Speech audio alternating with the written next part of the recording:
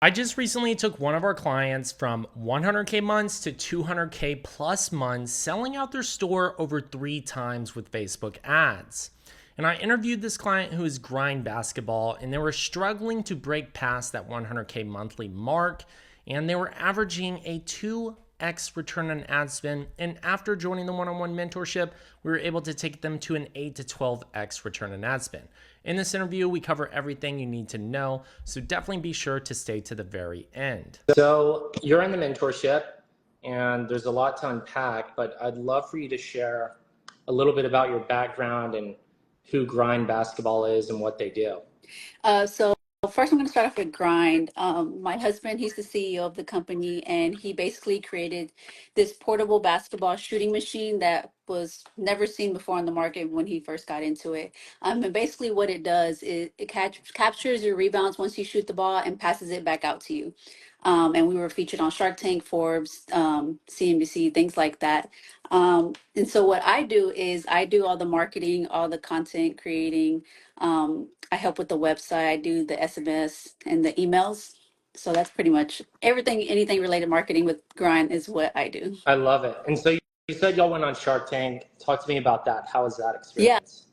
So that was actually 3 years ago, but it has a long lasting effect, especially when they Okay. re-air. But so how we got on there was I applied behind my husband's back. I didn't tell him because I didn't want him to be bummed if he didn't get in. But so I applied behind his back, and they got back to us, and we went through the whole process. It's a very long process with all the like kind of like interviews with everybody, and Okay. then finally, uh, my husband went to go pitch in August of 2020, and then we aired in May of 2021. Oh, wow. So almost a full year Yeah. later. And then how long was the application process? So there was interviews, y'all go in person, or would that be online? No, well, with COVID, we just sent a lot of videos back and forth. They asked a ton of different questions about the product, and every step of the way, they let you know that you're not guaranteed to air. So there's that. Um, Wow. but yeah, there's a lot of paperwork, a lot of contracts you have to sign. Pretty lengthy process, but definitely worth it in the end. Yeah, that's amazing. And so when that first aired, what was that like? What did y'all end up doing? Oh, Oh, wow. So it was insane because of the website views. Of course, they skyrocket. I think there was like 14,000 at one point of like peak performance of people on the website. Mm-hmm. Surprised it didn't crash, but Yeah. but yeah, so that really like there wasn't since our product is like at the time it was around I think $1,500. People aren't going to buy it right away, but you can tell over time, the sales started, trickling in from that airing. And yeah, it's just helped every time it airs, it helps bring more people to the website, and we're able to track them after that, and they end up usually buying a machine. Yeah, that's amazing. And so y'all went, so it aired, and then after that, y'all were just running. What did y'all start doing marketing wise outside of Shark Tank? Yeah, so we've been running Facebook ads and a little bit of Google ads. I do know that for Facebook, it was really just broad targeting, and then also retargeting everyone who's visited the site, Mm-hmm. things like that. But so it wasn't, we didn't hire an agency. We kind of just did it ourselves. So that's what we did at the time. Yeah, and when y'all joined the mentorship is, I believe, it was in Yes. February. Yeah, so you joined the mentorship in February, and y'all were doing around, what was it, 100K months around Yeah. that time? It was sometimes a little lower. It would always fluctuate depending on what the market is at the time. I think like around like 120 was like a good month for us Mm-hmm. at the time. Not including like the Black Fridays and stuff like that. But yeah, Right. that was during the time. Yeah, and so y'all joined, and then we started optimizing the ads, going over the landing pages, all sorts of stuff, right? And then I believe y'all sold out 3 times now since then. Yes, pretty much every time we get like a container in, we sell out before the next one's able to get in. And we don't stop, like we don't put in like we don't put sold out, we continue selling, and it acts as if we're still in Right. stock, Yeah. so it doesn't affect us. So people can keep buying it because, like, on a higher ticket item, and people wanting to buy something, they're willing to wait a little bit longer, especially if it means just Mhm. getting earlier in the queue. So, like, it's not even a pre-order; it's just like they'll just keep buying and waiting. Yeah, they do. That's Yeah, awesome. we've And had then, people wait up to like when we first launched, we had people waiting up to like a year to get the product. But now we're like, I think when we started with working with y'all, they were like at a month waiting, and now they're only waiting a couple weeks. But now we're back on track. for now, and Yeah. people are doing them, And and so you that's went from good. those 100K-ish months to, doing 200K plus months pretty consistently now. Yes, Yeah. yes, No, that's awesome. And I remember like when we first, started going through the ads, it was averaging like a 2.26x ROAS, and now it's like an 8 to 12x ROAS. So a huge increase in the yes, ROIs there. yes. And so what was like a big difference? Was it audiences, creatives? What was like a core thing, would you say, like being able to, somebody right now who's doing a 2x ROAS and wanting to communicate more effectively to their customers and like what they should do to be able to, 4 to 5x their return on ad spend. Yeah, so I think the biggest difference for us when we started working with y'all was just like the types of campaigns we're running. Like I said, at first we were running like one broad campaign, and then we would retarget the bottom of funnel people, and that was pretty much it. And now we're running about like 5 to 6 interests. We have lookalike campaign, like a lookalike campaign, and then we're targeting our bottom of funnel is going crazy right now just because we're able to get everybody at the Yeah, there's a top. lot. So we focused heavily on getting more new customers in the door, more eyeballs, and then being able to convert everybody on the Yes. retargeting side. So, I mean, it went from like, you know, 800 cost per purchase all the way down to like 170, 200, which is insane. Because what's the pricing on the product right now? We're at 19.95. We're on sale right now, but typically it's around 21.95. Yeah. And y'all are doing like how many orders a week with that? Ooh, a week, I would say. I'm not sure. I don't want to throw out a number. I haven't looked at like the exact number. I kind of just follow Right. like what we're at. So, Yeah, the overall sales numbers.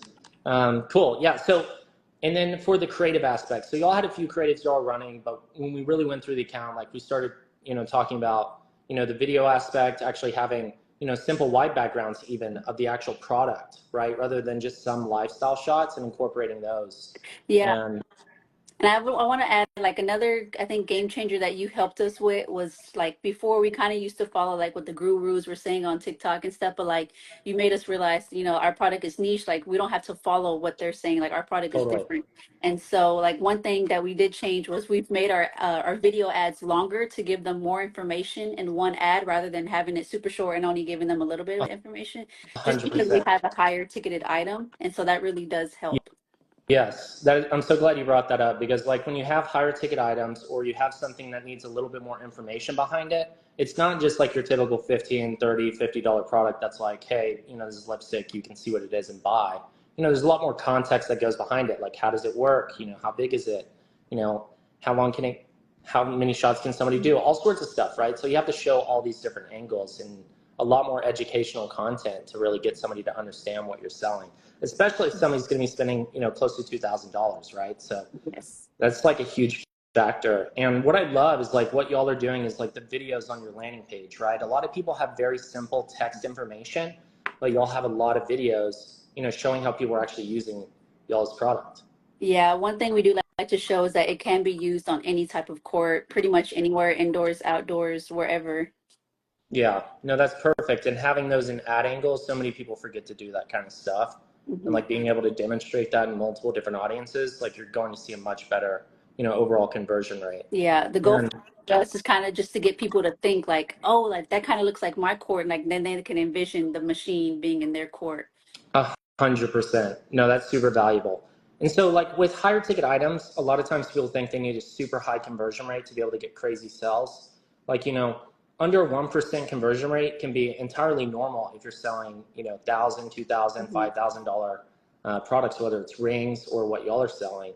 And I know that, some of the tweaks on the landing page with the educational side makes improvements, and then you transfer that over to the ads. Then next thing you know, return on ad spend's going up. And, Hmm. and what has the scaling process been like so far? Yes. So every month, we've been trying to increase the ad spend on Facebook. We're about to start TikTok ads. One of your I guess someone in Michael. your team, Michael, yeah, he's gonna help us with launching those. So we're excited. At first we were a little scared because like, are people gonna buy a $2,000 product on TikTok? But we're gonna see how it goes. So super excited about that. We also have a few other small ticketed items, so those will probably do well on TikTok. TikTok ads right now are going crazy for so many brands, and so many people underestimate. They think it's like a dancing platform, or their audience isn't on there, or they can't sell higher ticket, right? And it couldn't be anything further from the truth. Like we had, a client that was selling seat covers that are like $200 to $300, and they're getting 6 and 7x return on ad spend on TikTok, selling to blue collar working males that are like 30 to 50 years old, like buying off of TikTok. Most people would never expect that audience to be there and buy, and it's definitely happening. So it's pretty crazy to be able to launch on there. So I'm excited for that avenue for y'all. Same. Yeah. And then we also have, other ways to store scaling is we're currently on Amazon. I've been on Amazon a couple months now, but we will be launching on Dix soon too. So that's being Nice. big for us. That's awesome. I love that. And talk to me about like payment plans versus people paying in full. Like, what's the breakdown there? Yeah, so I was actually looking at that a while back, but like a majority, I would say over 50% of our customers actually use our Affirm or ShopPay. Over 50? Yes, Wow. yes. Okay. And then when I looked into it, I would think that most people would just go to where it has like zero interest, but no, like people are using like the full thing with interest on top of that to purchase the machine. I think it's crazy because I personally don't like paying interest, but it turns out like more, I think it was like uh it had like 73% of people who used the firm were paying interest on their payments, which I Right. was shocked to see. Yeah. I think a lot of people underestimate that as well. Like even on lower ticket items too, like having Affirm or Shop Pay or Afterpay, like these are big things, especially with like somebody who's doing $1 million per month. Around 40% of their sales were coming from being able to split up the payments with Affirm. So a lot of people do use that for bills or whenever they're trying to buy an item, they'll like spread out their payments and end up checking out. And if people don't have that, they're missing out on a big opportunity there for Yeah. sure. And it's easier for like customers to be able to go to the site and have options.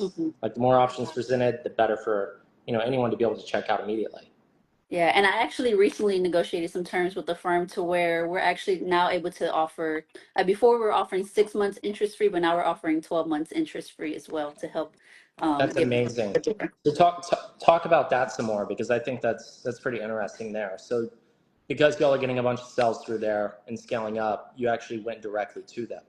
Yes, And yes, yeah. then you had a conversation where like, hey, we want to offer this to our customers. Anything you can do there? Mhm. Yeah. So basically, we did give like a small, like a small percentage, but more than what we were, because they make money off of every time there's a transaction. And so we just upped that just a little bit, which honestly to us was just like a couple of dollars, like not that much to where it'll really affect us. But we're giving more people the opportunity to not pay interest, which will pretty much help them, purchase their machine. Because some people do look at it. Sometimes they'll message us and they'll be like, hey, like. The payment plans are just sometimes a little too much for them, but I think this will help those few people who are struggling to purchase the machine complete their purchase. Yes, totally. And just going back to the Facebook ads, so images versus videos, what's working right now? Yeah, so I was actually looking at that a couple of days ago, but our videos definitely perform much better, but our images are not bad. So, Yeah, but I think we had a couple of videos in the 30 ROAS just by like just those videos alone. 30x return on ad spend. Yes, on That's just amazing. video. And then images, they're still like around 8 to 12 ROAS, which is not bad. So, but the videos do perform a lot better for us because I think people are able to visually see like what the machine actually does rather than just looking at a machine and seeing the bullet points. Totally. Yeah, no, that's amazing. And so longer videos, having, educational content, being able to have multiple creatives included with images for retargeting as well. And then when we're scaling, what are the increments? Like, is it jumping up by 1,000 a day? Is it going up 100? No, for us, I believe we scale like 20% every couple of days. So it's only about um like around 15 to $20 for us every couple of days, just depending on how the ads are doing. Totally. And that makes sense. And then special offers, do y'all do anything around that for holidays or anything related to that? Y- yes, we'll probably drop a couple of, usually we just drop images for those. And then sometimes we'll actually put them in each campaign, and that works for us. At first I would think, oh, you just drop maybe at the bottom funnel, like no, Michael let us know, like no, just drop them in all of it and Yeah. it'll work. And they perform everywhere Yeah, too. they So perform great. A lot of people overanalyze that type of stuff.